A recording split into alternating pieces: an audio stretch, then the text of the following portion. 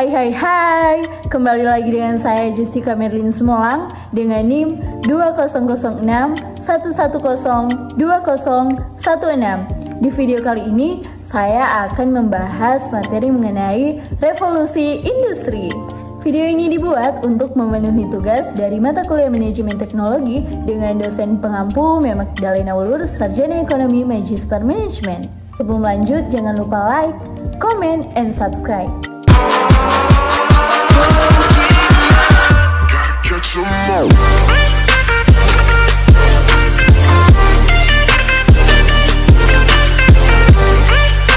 Nggak perlu berlama-lama, langsung aja kita ke materinya. Let's check it out. Kita masuk di poin yang pertama, revolusi industri 1.0. Revolusi industri 1.0 ini pertama kali muncul di Britania Raya yang pada akhirnya tersebar ke seluruh negara yang ada di Eropa Barat, Amerika Utara, Jepang, dan pada akhirnya ke berbagai negara yang ada di seluruh dunia. Sebelum adanya revolusi ini, proses sebuah produksi maupun jasa merupakan suatu hal yang sulit karena memakan waktu yang lama dan membutuhkannya biaya besar karena semuanya dilakukan secara manual.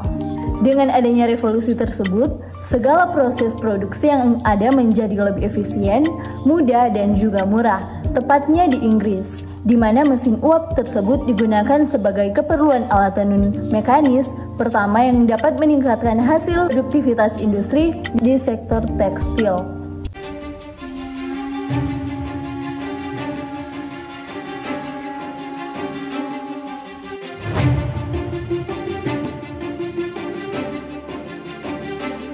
Yang kedua ada revolusi industri 2.0. Jadi di awal abad ke-20 yang dikenal dengan revolusi teknologi. Revolusi industri yang terjadi ini ditandai dengan adanya penemuan tenaga listrik yang membuat mesin uap yang tadinya sering digunakan dalam proses produksi semakin lama digantikan dengan adanya tenaga listrik tersebut. Namun, terdapat kendala yang dapat menghambat proses produksi yang terjadi di sebuah pabrik, yaitu permasalahan transportasi. Di akhir tahun 80-an, transportasi mobil mulai diproduksi secara massal. Namun, proses tersebut tidak membuat pembuatan transportasi mobil lebih singkat, dikarenakan setiap kendaraan yang ada harus dirakit dari awal hingga akhir oleh seorang perakit mobil.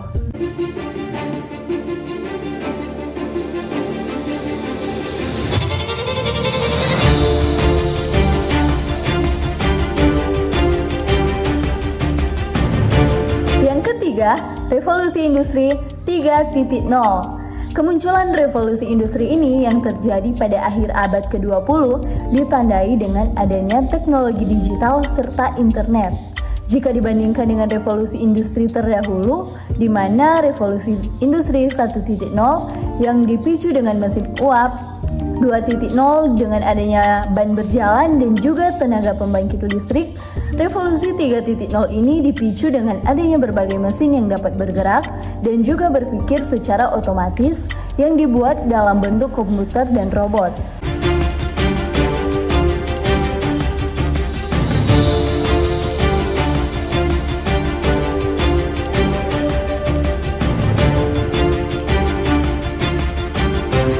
Dengan adanya revolusi industri 3.0, terjadinya perubahan pada pola relasi serta komunikasi yang terjadi pada masyarakat kontemporer. Berbagai bisnis yang ada pun harus beradaptasi dan merubah cara kerjanya agar menyesuaikan. Namun, dengan adanya revolusi ini sendiri, banyak industri pabrik yang lebih memilih untuk menggunakan mesin dibandingkan tenaga manusia yang membuat lapangan pekerjaan berkurang. Hal ini dikarenakan penggunaan mesin yang semakin canggih dapat membuat proses produksi lebih cepat dan berkualitas. Sekarang kita masuk di revolusi industri 4.0. Revolusi 4.0 ini terjadi pada awal abad ke-21 yang merupakan revolusi di mana manusia telah menemukan pola baru dengan adanya kemajuan teknologi yang terjadi begitu cepat. Revolusi 4.0 sebagai sebuah transformasi komprehensif dari segala aspek produksi yang terjadi di dunia industri melalui penggabungan antara teknologi digital serta internet dengan industri konvensional.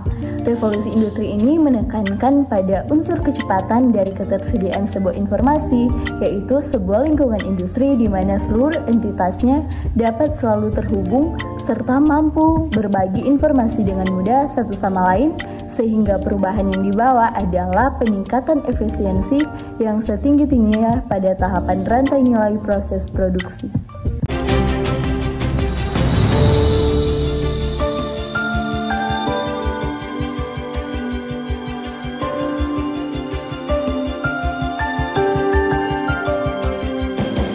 Nah, kalau tadi 4.0, sekarang kita masuk di 5.0.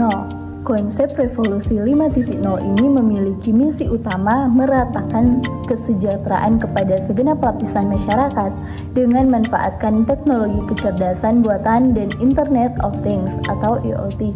Pada revolusi 4.0 yang memiliki fokus ke efektivitas produksi dan 5.0 ditunjukkan lebih fokus kepada kesejahteraan masyarakat secara keseluruhan dengan menyeimbangkan kemajuan ekonomi dengan penyelesaian masalah sosial melalui sistem. Jadi, revolusi industri ini sangat memberikan dampak bagi semua aspek, terutama dalam manajemen operasional, di mana teknologi sangat dibutuhkan apalagi dalam perusahaan, sangat membantu dalam proses manajemen. Itulah video dari saya mengenai materi yang sudah saya sampaikan tadi, revolusi industri, dan semoga kita semua bisa mengerti dan memahami tentang revolusi industri itu sendiri. Sampai berjumpa di video selanjutnya, bye-bye!